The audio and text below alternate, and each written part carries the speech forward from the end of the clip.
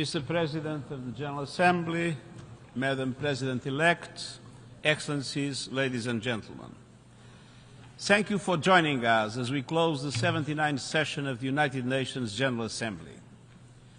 This session took place during a profoundly tumultuous moment for the human family. Conflicts, divisions, inequalities, poverty, injustices, displacements, hunger, and another year of record-breaking heat. Together, this Assembly faced these challenges and worked to discuss, debate and develop common solutions to address them. All of these milestones were achieved through the leadership of the outgoing President of this 79th session, His Excellency Philemon Yang. He presided over the General Assembly with wisdom, vision and skill, while working to forge multilateral solutions and providing a powerful voice for Africa. One of his very first acts as President was to preside over the Summit of the Future. He helped usher in the Pact for the Future and its implementation through a series of dialogues with Member States. He also rallied countries together across a number of signature events to address issues that are close to his heart, from ending child labour to addressing the impact of small arms and light weapons on development, to the importance of upholding international humanitarian law. And he also led the launch of a task force to advance multilingualism in the General Assembly. Mr. President, I want to thank you once again for your advice, guidance and commitment to our organization and its values. And I look forward to collaborating with your successor, President-elect Baerbock, as we continue seeking global solutions to global problems. And to do so in this important year, the 80th anniversary of the United Nations and the visionary charter which brought it to life. Excellencies, the founders of this organization in 1945 recognized the fundamental fact: the strength of the United Nations depended on the commitment of countries to look beyond solely national interests and to consider instead that we could achieve by standing as one. This truth is just as important today as it was 80 years ago, and just as effective. There is much to do, and the road ahead is uncertain, so we mark our 80th anniversary, and let's carry this spirit forward and ensure we continue rebuilding trust and delivering results and peace for all people everywhere. Thank you.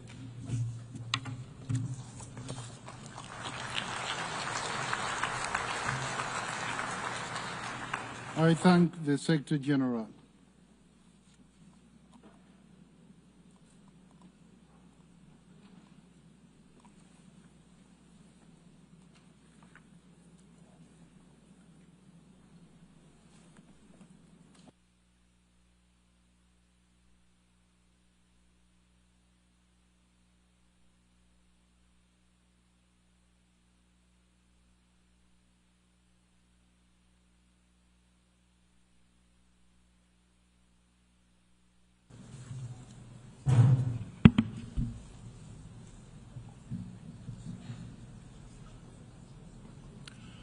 Monsieur le Secrétaire général, Madame la Présidente élue de l'Assemblée générale, Madame Annalena Baerbock, Excellences, Mesdames et Messieurs,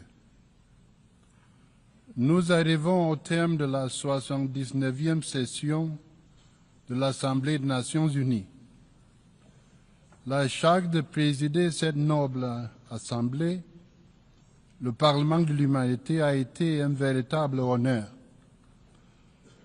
J'adresse ma profonde gratitude au gouvernement et au peuple du Cameroun pour avoir présenté ma candidature, au groupe africain pour son soutien et aux États membres pour m'avoir élu à cette haute responsabilité. La session s'est déroulée dans un contexte marqué par une incertitude croissante. À travers le monde, nous constatons une intensification de conflits de Gaza à Haïti, de Myanmar au Soudan, en passant par l'Ukraine et bien d'autres régions encore. Des inégalités et des injustices qui érodent la confiance que nous avons dans nos institutions. Une crise climatique dont les conséquences frappent le plus durement ceux qui en sont les moins responsables, et les objectifs de développement durable qui s'éloignent dangereusement de leur trajectoire. Pour relever ces défis mondiaux, l'Assemblée générale a confié à la 79e session de mandats importants. Cela a commencé avec l'adoption historique du pacte pour l'avenir en septembre dernier. Afin de faire avancer la mise en œuvre de ce pacte, j'ai convoqué une réunion avec le co-facilitateur de processus intergouvernementaux en insistant sur la nécessité d'intégrer les recommandations du pacte dans leurs travaux respectifs. Cette initiative a été suivie d'une réunion publique avec les organisations de la société civile ainsi que de 3 dialogues informels visant à promouvoir la mise en œuvre du pacte au niveau national. Nous avons été guidés par le pacte et par le thème, et je cite, « L'unité dans la diversité pour l'avancement de la paix, du développement durable et de la dignité humaine partout et pour tous ». Nous avons mené des travaux dans chacun des 3 piliers des Nations Unies. Dans le domaine de la paix et de la sécurité, l'Assemblée générale a tenu des réunions consacrées aux conflits les plus urgents à travers le monde. Cela a notamment inclus l'initiative dite du veto concernant la crise au Soudan, ainsi que la situation des droits humains en République populaire démocratique de Corée. Nous avons également décidé de tenir une réunion de haut niveau le 30 septembre sur la situation des musulmans Rohingyas et des autres minorités au Myanmar. Nos actions en faveur de la paix ont sans doute été les plus visibles dans notre appel à la fin de souffrance à Gaza. L'Assemblée générale a poursuivi les discussions dans le cadre de la 10e session extraordinaire d'urgence qui s'est réunie à 3 reprises. En juillet, l'Assemblée a convoqué la conférence internationale de haut niveau pour le règlement pacifique de la question de Palestine et la mise en œuvre de la solution à 2 États. Cette conférence reprendra ses travaux pour sa session de clôture à l'occasion de la prochaine semaine de haut niveau, ce mois de septembre. L'Assemblée a également repris sa 11e session extraordinaire d'urgence, au cours de laquelle 2 solutions ont été adoptées, appelant à une paix juste et durable en Ukraine, conformément à la Charte des Nations Unies. Notre 2e pilier d'action, la défense des droits humains, a revêtu une urgence nouvelle en cette année, marquée par des reculs préoccupants. Alors que nous commémorions le 60e anniversaire de la Convention internationale sur l'élimination de toutes les formes de discrimination raciale, les États membres ont affirmé que l'égalité ne doit pas seulement être une promesse, mais une réalité concrète. L'Assemblée a également lancé la 2e décennie internationale de personnes d'ascendance africaine. Elle a décerné le prix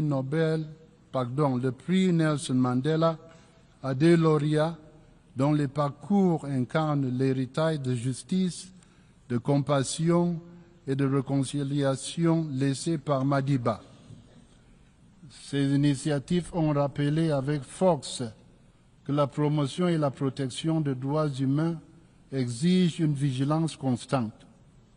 C'est dans cet esprit que je me suis rendu à Genève pour m'adresser à la 58e session du Conseil des droits de l'homme en appelant à une action collective face aux violations.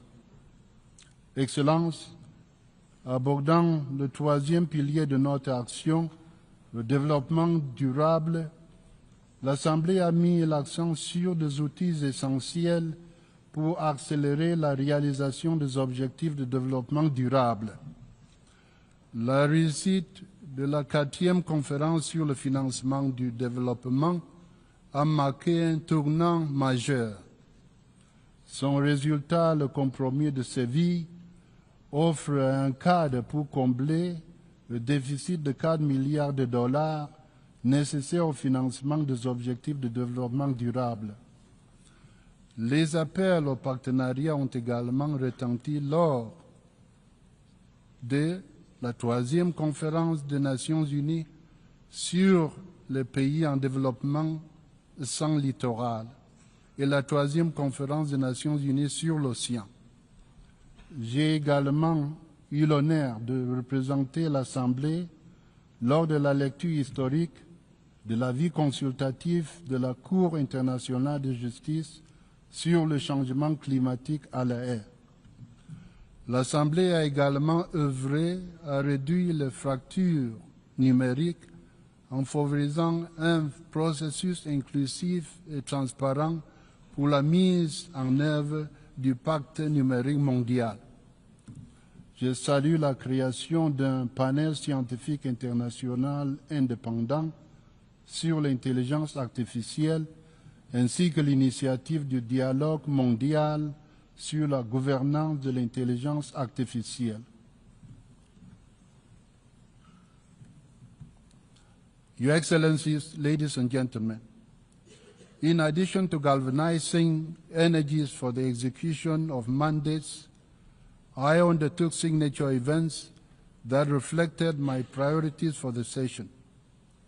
The first event was an informal, interactive dialogue organized with the International Committee of the Red Cross on preserving human dignity in armed conflict. For the second, I convened the Interparliamentary Union hearing on scaling up action on the Sustainable Development Goals. The third event, held in partnership with the Economic and Social Council, focused on small arms and light weapons control for preventing violence and advancing sustainable development. The fourth, convened jointly with the International Labour Organization, focused on the elimination of child labor in all its forms, including forced recruitment and use of children in armed conflict. For the fifth event, I convened the high-level thematic debate on the future of peacekeeping in Africa. And with focus on digitalization, I convened the multi-stakeholder dialogue on the new partnership with Africa as my final signature event. Throughout, I maintained a priority focus on gender equality and the empowerment of women and girls, rely on the good counsel of my advisory board on gender equality. Aligned with these commitments, I prioritized efforts to foster dialogue and build trust. I took a keen interest in the reform of the Security Council, building on calls within the Pact for the Future to encourage the full United Nations membership to put forward models for reform. In this regard, I met with all groups of intergovernmental negotiations process. During my visit to Addis Ababa, I met with the heads of state and government of the Committee of 10 of the African Union. I subsequently gathered the Committee of 10 ambassadors representing the African group in New York, and I was represented by my chef de cabinet at the Committee of 10 ambassadorial meeting in Sierra Leone and the ministerial meeting in Zambia. I strongly welcome recent developments such as the recent adoption of the African model, the presentation of a model for the Caribbean community, and Liechtenstein's revised model during this session. I hope to see Africa's model presented during the intergovernmental negotiations process in the 80th session. Similarly, I convened parliamentary dialogues bringing fresh light to the issues of multilingualism, the role of the General Assembly in peace and security, the role of women in mediations and peace processes, and strengthening multilateralism. The last dialogue built on the momentum of several meetings I facilitated among the presidents of the General Assembly, the Economic and Social Council, and more recently the Secretary General. To expand access to the global conversation, I made multilingualism an important part of my agenda. I am grateful to my office's multilingualism task force, whose efforts enabled the translation of the Pact for the Future into 33 languages. Your Excellencies, the General Assembly meeting to commemorate the 80th anniversary of the signing of the United Nations Charter last June marked a moment of collective reaffirmation of the enduring spirit of San Francisco and of the timeless principles that give life to our organization. Member States made clear that in spite of rising global conflicts, the Charter and the United Nations itself represent a collective promise for a better future world. This is a promise we must fulfill. We have a moral obligation to do so. In March, the Secretary General launched his UN 80 initiative to make our organization more successful. I convened 3 briefings to hear updates from the Secretary General and his team, and I proposed to establish an informal ad hoc working group on the mandate implementation review issue. The General Assembly successfully established the working group in one of its final decisions of the session last week. Your Excellencies, ladies and gentlemen, none of this I did alone.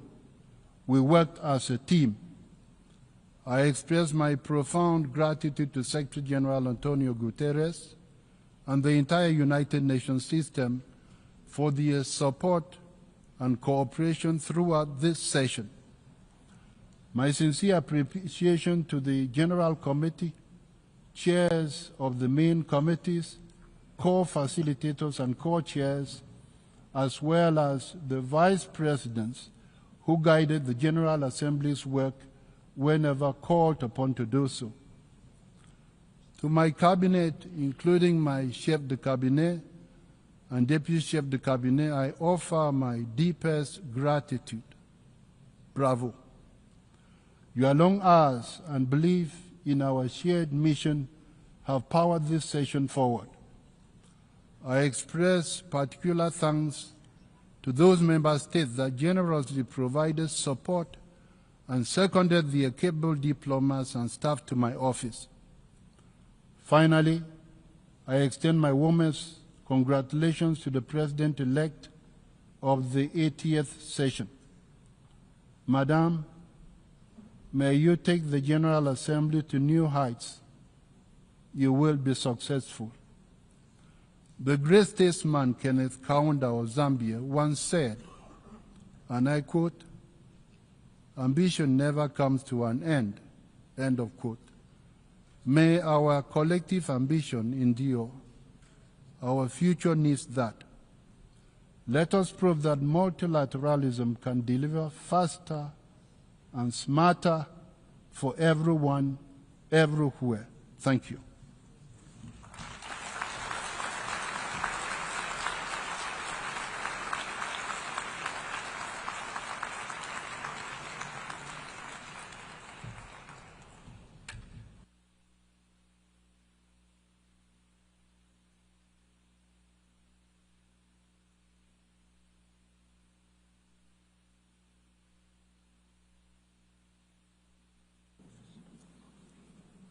We are now coming to the end of the 79th regular session of the Assembly.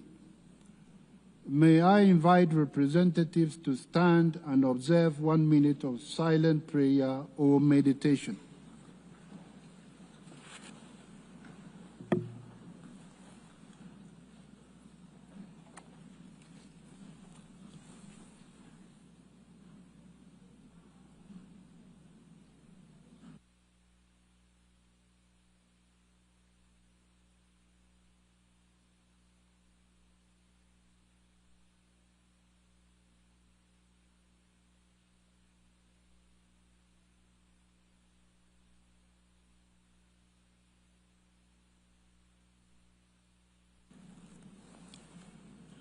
I invite Her Excellency Annalena Baerbock, President-elect of the 80th session of the Assembly, to take an oath of office in accordance with Resolution 70/305 of 13 September 2016. The President-elect will take the oath using the original United Nations Charter signed on 24th June 1945 in San Francisco, which was brought to New York from Washington, D.C. for the exhibition on the 80th anniversary of the Charter. After spending 2.5 months for visitors to see, the Charter has been moved to the second floor of the conference building for heads of state and government to see and will remain on display through to the end of the month.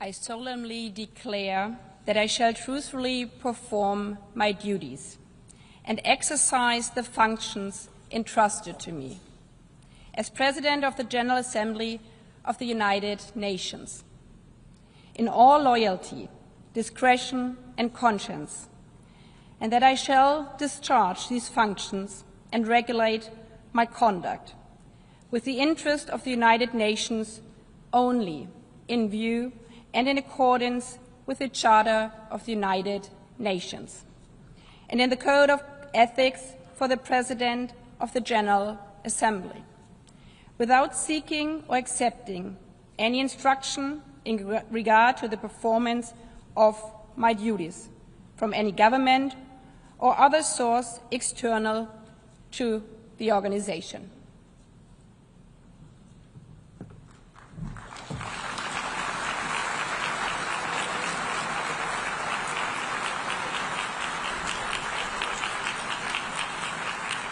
I thank the President-elect of the 80th session.